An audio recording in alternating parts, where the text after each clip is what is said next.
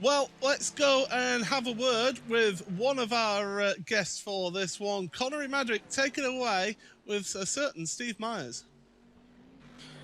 Well, hello, and I do have Mr. Steve Myers standing by with me, of course, CEO of iRacing. It's a pleasure to speak to you, Steve. And first of all, it's great to even see you in this race.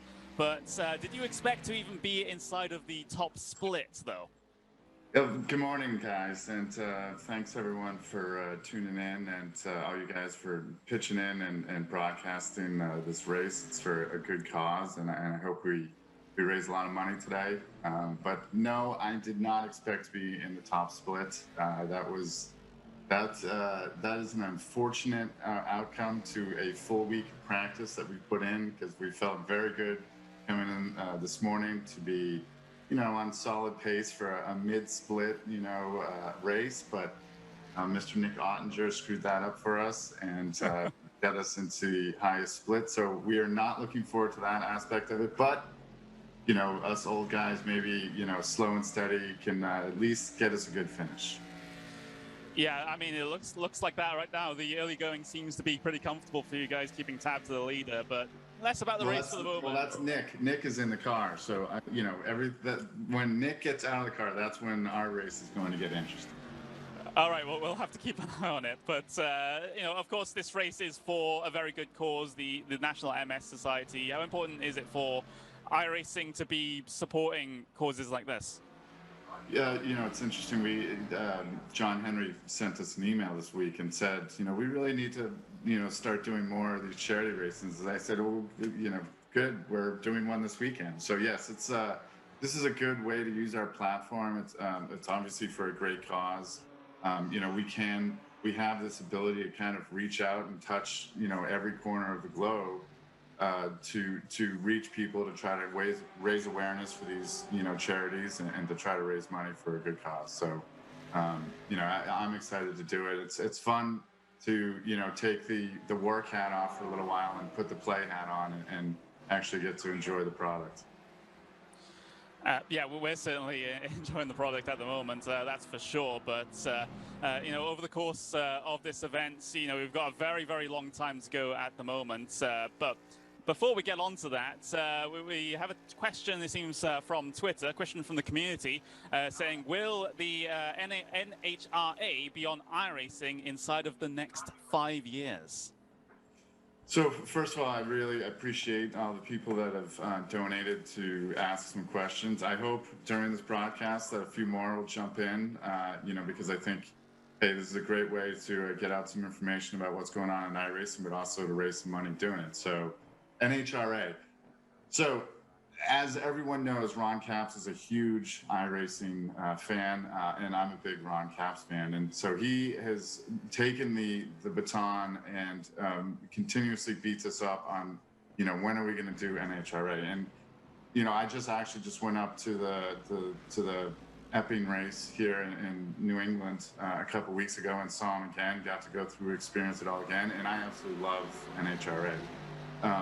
It's something we've talked about. It's something that, we have on our radar. It's not in the immediate future for iRacing, but it's what's difficult about drag racing, and something that I think is the real, barrier for us doing it, is how do we do the scoring? How do we do the timing? How do we do it where, our product is very much a multiplayer product? Like, how do we make it so that it's fair, that people with differing levels of hardware and connection speed to our servers, how is it's going to be a fair experience to everyone? That's the major kind of obstacle with doing drag racing. So it's not in our immediate plans, but it is something that we continue to talk about and think about and try to figure out, is there a way that we can solve that problem? Yeah, of course, there are a couple of, I guess, community-run leagues that still try to do it within the current limitations, but hopefully, some point in the future that it'll be officially supported by iRacing. But we do have another question from the community. Callan Martin says, will Super GT ever come to iRacing? That's a famous Japanese GT racing series. So it's funny, Super GT was actually one of the first series we actually signed when we started licensing, content. And For what happened with Super GT, and I think we had every intention of kind of building those cars, but the inability for us to get good data for the cars was kind of the real obstacle for us in pursuing that. And so I don't really see us solving that issue right now because we didn't really have the ability to do, to get the CAD data. We actually, it was literally in our agreement that they couldn't get us the CAD data. So it's been difficult for us to really kind of pursue that. And I think now with, the way that sports car world is changing and what's happened with DTM, I think there's just so many question marks around it that, just like what happened with, the prototype world, I think, there needs to be some things to settle in that space before we really kind of, investigate it further. Yeah. Okay. So a very diplomatic answer, I suppose, there, Steve. Yeah, of course, we can hope for all of these things in the future. I'm certainly hoping for a couple of bits of content that are not in the sim just yet to make their way in further down the line. Another question from the community. I'm sorry I'm bombarding you with all of these, Steve, but Isaac Smith says, "What is I'll do this all day if people keep donating money." Okay, what is the ETA on the updated Indianapolis Motor Speedway scan? So this has been a very frustrating process and project. And we actually had the Indy track ready to be scanned in, I want to say it was April of last year, I believe.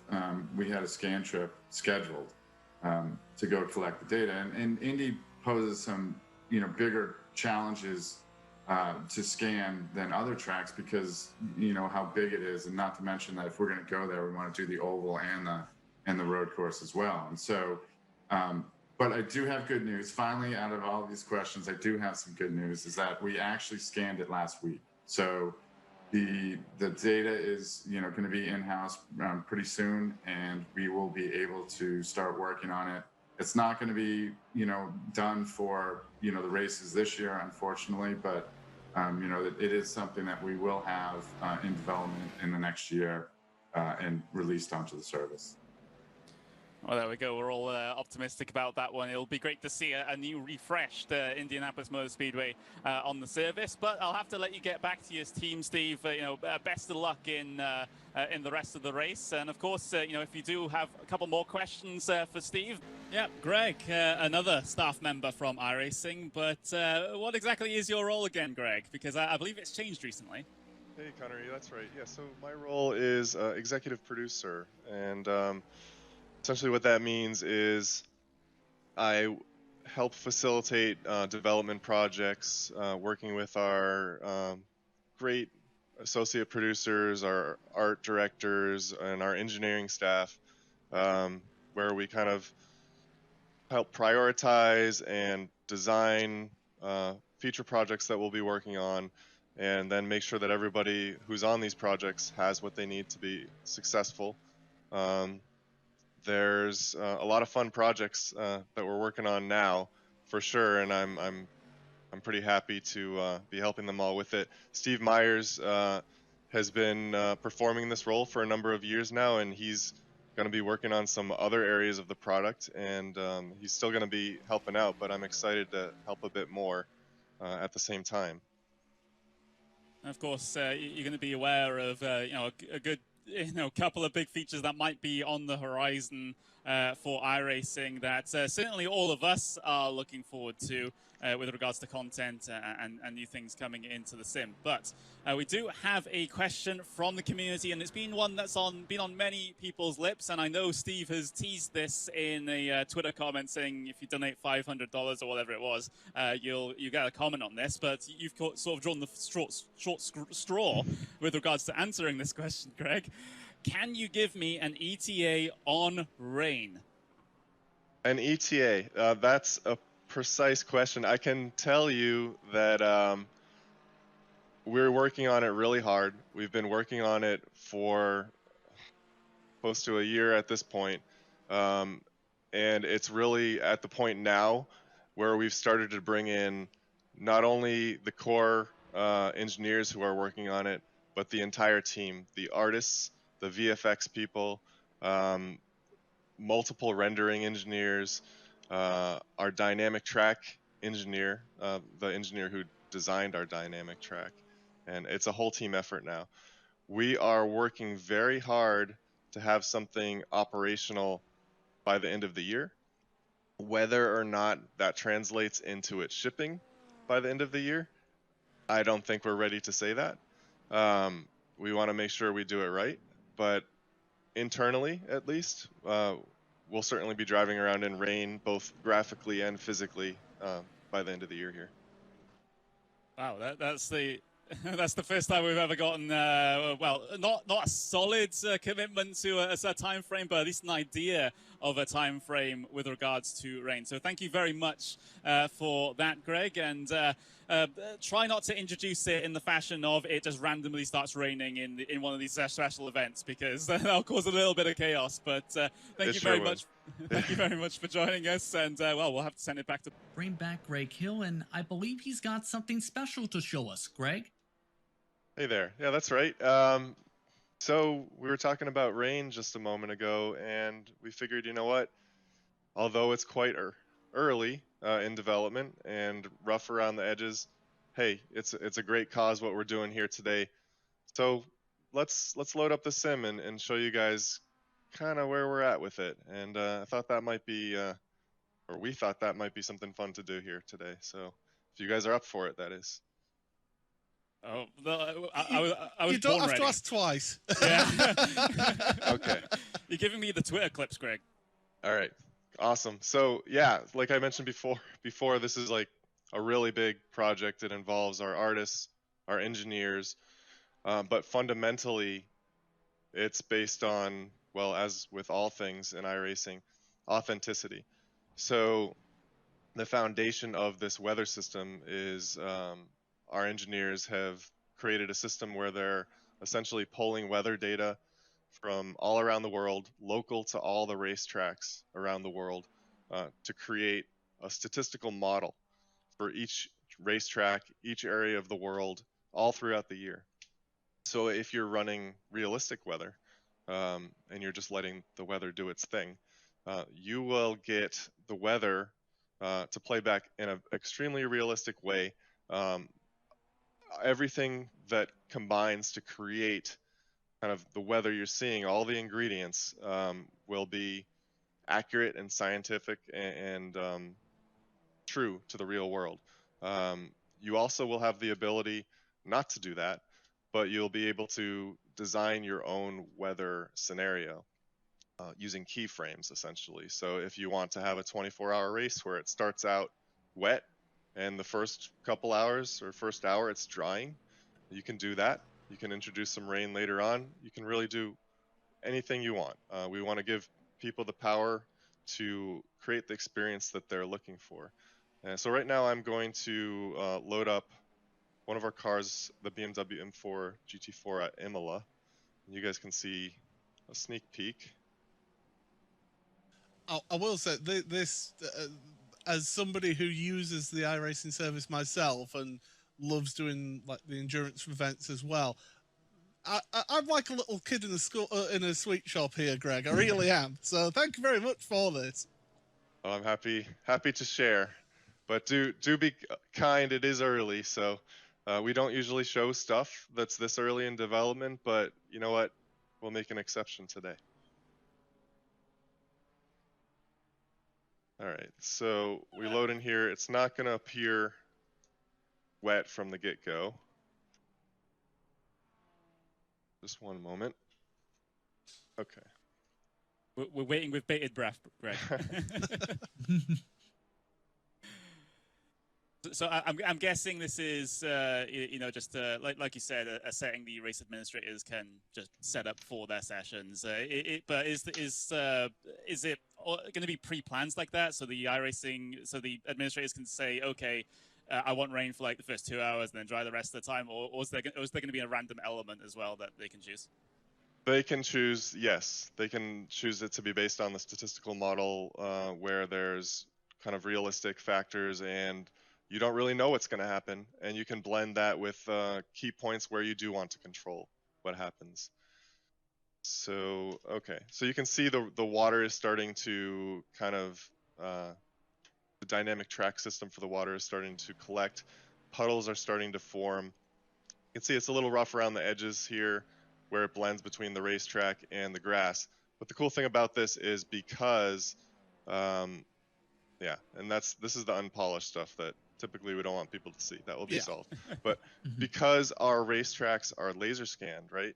And the surface that you all are driving on is derived from the laser scan, the surface is incredibly accurate. So as the rain falls, it will start to pool, and you can see it here near the curbings. It will start to pool in realistic places that it would pool in the real world. So all the puddle locations will be accurate based on the real tracks. However, and a real track, even though there might be a low spot where water pools, it won't necessarily stay that way because racetracks install drainage systems meant to deal with these problems, right? Yeah. So the next step is, and hopefully you can see these textures, we are designing a way in our tools, and I'm trying to find a texture that, here we go. So you can see this curbing texture has a drain right here. So we're designing a way in our tools to install drains all throughout the track based on their real locations in the laser scan data so that the water will appropriately drain, and you'll only get puddles in so many areas as there's not enough drainage or that the drainage is not enough to overcome the volume of rain, which is we're trying to get as realistic as possible here. So for example, with a texture like this, a drain like this one, here we go. You can see racetracks often have these long strip drains that follow the edge of the tracks. You might never see it in a TV broadcast, but they're all over the place.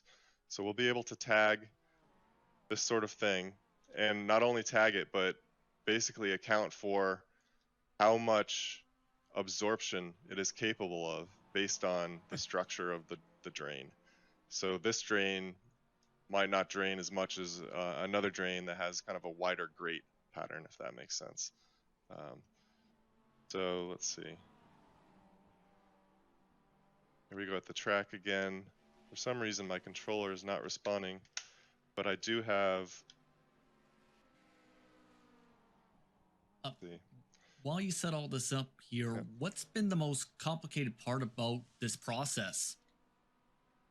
The most complicated part about this process has definitely been, well, there's been two things. Graphically, it's been a challenge to actually get the race cars themselves to appear wet. Here's a glimpse at that, so you can see the raindrops. Any painters of iRacing might know how our paint templates are set up, right? So you've got the car and the different parts kind of flayed out flat, and one part might be rotated one way relative to another, or one part might be a different scale. So the challenge is we needed to get the raindrops to appear uniformly across the entire race car, not rotated, not scaled differently. So that was a big challenge on the rendering side. So they came up with a way to basically create a unique projected UV layout that's not associated with the UV layout of the car itself. On the sorry. Yeah, I was going to say, and with those sort of new templates, I suppose, those new UV maps, the lighting looks a little bit different on that screenshot compared to what I'm used to for iRacing. Do you have any news on that? Yes, so let me see. I have a couple screenshots that have... What you're seeing is we have this graphical technology called tone mapping. It's kind of a color correction post-processing effect that we're working on. It's not yet shipped, but it will be in the near future. So it kind of does color grading, and it tries to make the colors more accurate when they reach your monitor. And everything kind of pops more and it looks more realistic. So that's kind of another preview you're seeing here unintentionally, but you're welcome to see it. No problem. Another big factor with rain is reflections. So, of course, water is reflective, and right now we have cube maps, we have kind of basic reflective capabilities, especially on the cars. We have good reflective capabilities, but right now we don't have great reflective capabilities on the track. So you can see here this building reflecting down now on the track, this car reflecting down now on the track, and this is called screen space reflections, and it's really key for selling the accuracy of the visuals here. That's just crazy. That looks like, I know it's a very early alpha version, Greg, but this looks absolutely amazing already. I think you and your team should be very proud of what they've done, and we're certainly looking forward to it. You know, whenever it comes out, like you said, the plan is for the end of the year, but of course, you know, that can be a little bit later on. But at least for me, the main thing with regards to rain is how the cars drive on the racing surface as well. So it's not only going to be, you know, in the real world, it's not only reduced grip, for example, and standing water. It's also the interaction with the water, with the rubber that's been laid down on circuit as well. I know you guys have made a lot of progress with regards to dirt on that very topic with a changing surface. Is that something that's also going to be? Is that also going to be a thing to be considered when in this particular rain model on road racing, where, for example, a rubbered-in line would be a little bit more slippy than it would be usually? Absolutely, yes. So physically, the water will be just as dynamic and impactful to the physics of your car and the tires as any other system. So if you can see the screenshot here, we're taking all of the tires for cars where this makes sense, where it's applicable, and we're creating treaded tires for them. So those treaded tires, now we're creating a tire model where the water will actually physically channel through the treads of the tires accurately and physically, and coming up with new formulas and calculations to be able to do that. So basically the contact patch that you ultimately are driving on will be accurate. Also, the tires can be, cooled by the water. If you drive through a wet place, basically the heat will be somewhat dissipated throughout the surface, more so than if the rain weren't there. One other cool thing, unrelated, but well, somewhat related, is our rain will not be global. So it's not like it will be raining or it won't be raining. And this is one of the really cool things that we saw when we were at the Nürburgring, walking the track, taking photos, is that it was raining on one section of the track, and we called our team on the other section of the track, and it was sunny and beautiful. So we're actually simulating clouds that will kind of come in, and the rain will be underneath them. It won't just be raining. So you can have different experiences in different areas of the track if the track's big enough, or even if it's small. I just want to quickly jump in just to say that if people are liking what they're seeing, and remember, this is an early build of this. This is by far not the finished product here. But if you are wondering about, well, I need to get a piece of this action, heading over to iRacing.com today. If you are a new member, if you're signing up for the first time as a new member, there are 40% discounts on memberships. Rain isn't here yet, but it is coming. And if you want to be here for when it does come in, then make sure you head on over iRacing.com, sign up for a new membership, 40% off at the moment.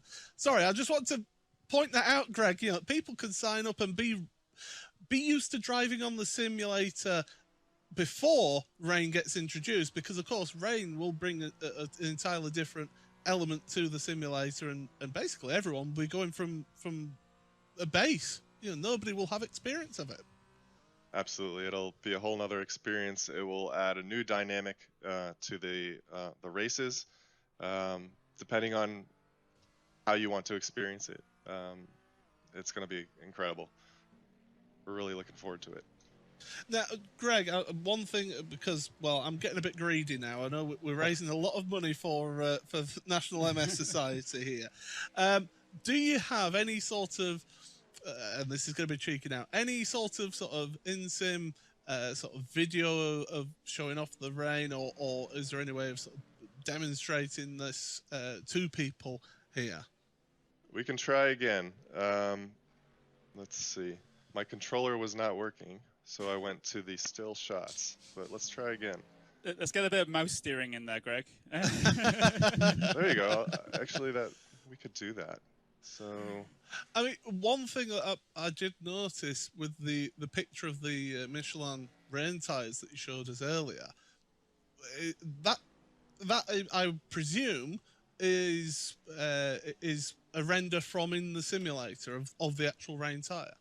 that is our artwork. Although it's rendered, that particular image was rendered in 3D Studio Max, but this is our artwork. So yes. So there you go. We're getting to see a lot of things here. I'm loving this. I mean, myself and Connery are almost geeking out to this, I must say. So this is incredible. I am too. Yeah, I think honestly though, like, can I just say? I just want to say quickly, first of all, we are past $43,000, and thank you so much to Daniel Dumont, who has donated $300 just now. So thank you so much for donating that to the cause. Sorry, Connery, I interrupted you.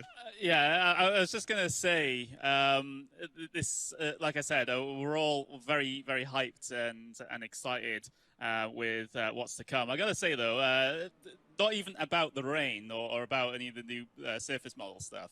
I think we should do more things like this, just to see like the more technical insight into how iRacing is built and how you guys do things, because I think that will teach people a lot better with regards to how much work actually goes into something like this. Because you see people sitting there on social media and on forums saying, oh, when is X, Y, and Z coming out? It's been a very long time since they said anything. This is why, because they want to get all of the details in and all of these small little things that some people don't even think about modeled accurately, and I think that's amazing. Absolutely. It takes a lot of time to do things right, and sometimes we do things a bit excessively to a fault, but we hope that the end result is worth it. So here you can see I just turned on rain, and you can see the water. Hopefully it comes through on the zoom. Yeah, we can see that. Great. So, all right, here we're driving. So we don't have the windshield wipers hooked up yet. Obviously, that's a very important component of this, but you can see that the water kind of moves with the movement of the car and the velocity of what's going on here. Here, I'll try to drive. This is always hard driving from other cameras. Here. There you go. So you can see the rain on the car, the puddles there. So these are the puddles that collect oftentimes near the edges of the track, and that's often where they have to install their drainage systems. I noticed a lot of people saying in our chat, saying, "Is there?" I was going to say I rudely interrupted Justin there. If he had a question, I'll let him do that first. I was going to ask, what's been the most fun part about this project? Have you tried to, dance in puddles, spray a hose? Like, what have you done? How fun has it been to try and set up this project, especially since it looks absolutely stunning, to say the very least? Yeah, it does. The most fun, I guess, just figuring out physically how the water should move around on the track and how we're going to represent that accurately, because that's one of the most critical things. Of course, the tires are essential, but the racetrack and the dynamics of it, and what I was talking about before with making sure we have the right drainage and all the different surfaces have the right absorption based on what they're physically made out of. I know it sounds kind of geeky, but that kind of stuff is really cool and interesting, and we dig that.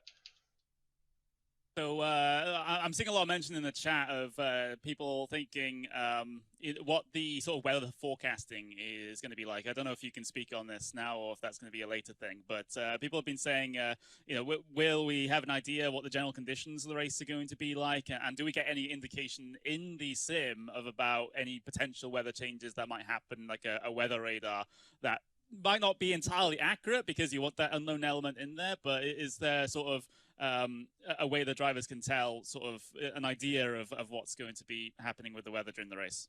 Yes, so that is part of the plan. So as in the real world, when you're racing, I mean, you're not racing blind. Your crew chief, your team are keeping you informed of what's going on. We'll have the same. So we have, of course, our automated crew chief and spotter.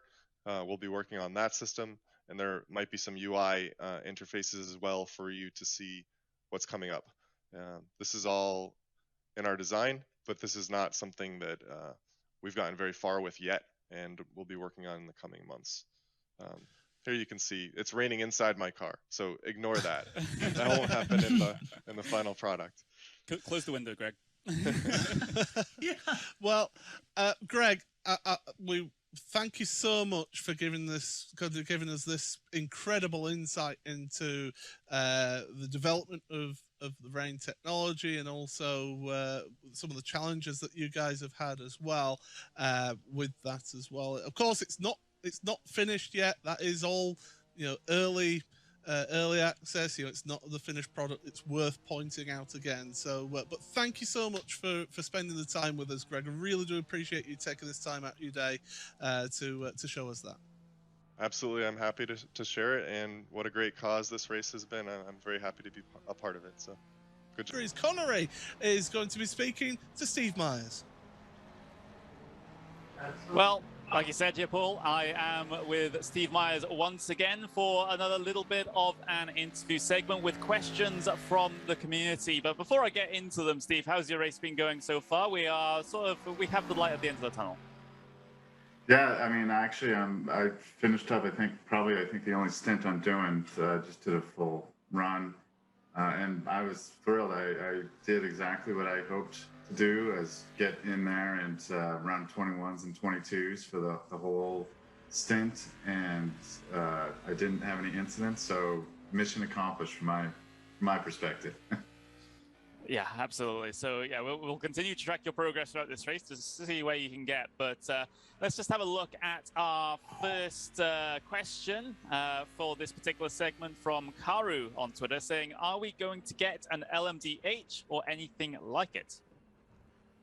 So we definitely have plans to build an LMDh. I think the prototype world this last few years, it's been so difficult to understand, what the direction it was going in. And I think we really wanted to take our time to make sure that we chose cars that were going to have some life to them, because we do have a tendency sometimes of, getting a car and within 2-3 years it's been retired, which is, frustrating for us as much as it is for our customers. So I think now that there's definitely a unified kind of format that with that LMDh, that's going to be utilized in North America and the rest of the world. I think we're really excited about that. And we've been speaking to some of our partners already about it. And we definitely have every intention of building one.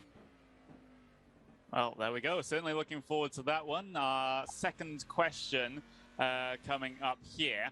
Will be from Stephen on Twitter saying, what is the ETA on any multiplayer racing, but with AI? Yeah, with this one, I was excited that somebody asked it because, I think we had intentions all along when we did the AI functionality that we wanted to be able to have it something that we could use in hosted racing. And it's funny, Greg Hill and I are great examples of a customer that would enjoy a feature like that. When we play, other games, we like doing like co-op and kind of, doing the missions and any type of multiplayer where we can play against the AI. It's fun to us, and I do it with my friends all the time. So it's something that we've been working on, and actually our intention is to ship it in September. So in the September build, we will have the ability for you to put up a hosted session with your friends and to fill out a field with AI drivers. Yeah, that'll be a super cool feature for sure. Just try and compete in a season sort of like structure with your friends. That's going to be a pretty cool one to try and play around with. Another question though, from Ryan Tepestra from Twitter saying, what are the chances of Monaco ever getting added to iRacing?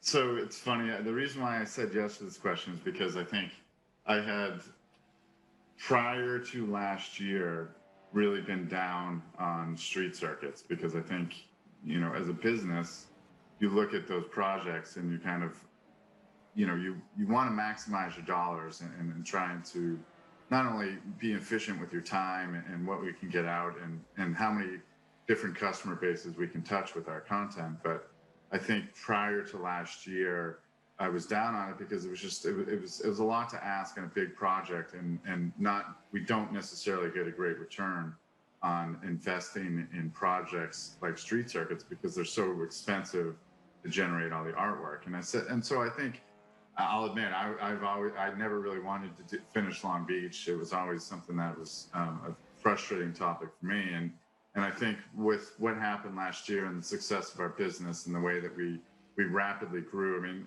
you know, I think it's, you know, our customers, you know, probably, you know, aren't fully aware that, like, when our business has really grown, like, it's not just been, you know, in the number of customers that have come to the service, but it's also, and we've staffed up our office to the point where we actually built out a whole new office in 2019, and we'd reserved probably 20% of the office to have, you know, capacity over, you know, the next few years to hire our staff. And with the way that our business grew last year, we don't even have enough space in our office yet, brand new office, to have everyone that we've hired over the last year. I mean, we've added 20 to 25 people just in the last year. And so we've actually started the process of expanding our space right now so that we have plenty of space in the fall when we open our office back up officially. So, you know, all that being said, you know, I think what we learned with the Long Beach project is now, with the way that our business has grown, that, you know, we can take on some of those more difficult and costly projects. And so it is something that we're now probably, you know, way more open to now, doing a project like Monaco than we were just, you know, 16 months ago. So it's something that we're going to definitely talk about and investigate, because, you know, I think now we're in a position where, you know, we can build a track like that again. So I'm guessing the shorter answer is never say never, but don't expect it literally next week. Yeah, I mean, again, I think the way that our business is growing, I think projects like that don't scare us as much as they used to, and I think it's something that we definitely will take a deeper look at. Well, interesting to hear. We can all hope and pray that one of the most famous street circuits heads its way to the iRacing service. But of course, we will just have to wait with bated breath to see if that project comes to fruition. But thank you very much for joining us once again, Steve. It's always a pleasure having you. We've got about an hour and 20 minutes left in the race. So, well, enjoy the final run to the line, I suppose. Great, thanks, guys. The place overall are the 7 cars, so those donations keep coming on. There's the guys working from the iRacing studio, pretending to look busy. No, I'm kidding. they're hard at work there, so great work. Thank you so much for everything that you do on these broadcasts, and yeah, great to see those guys there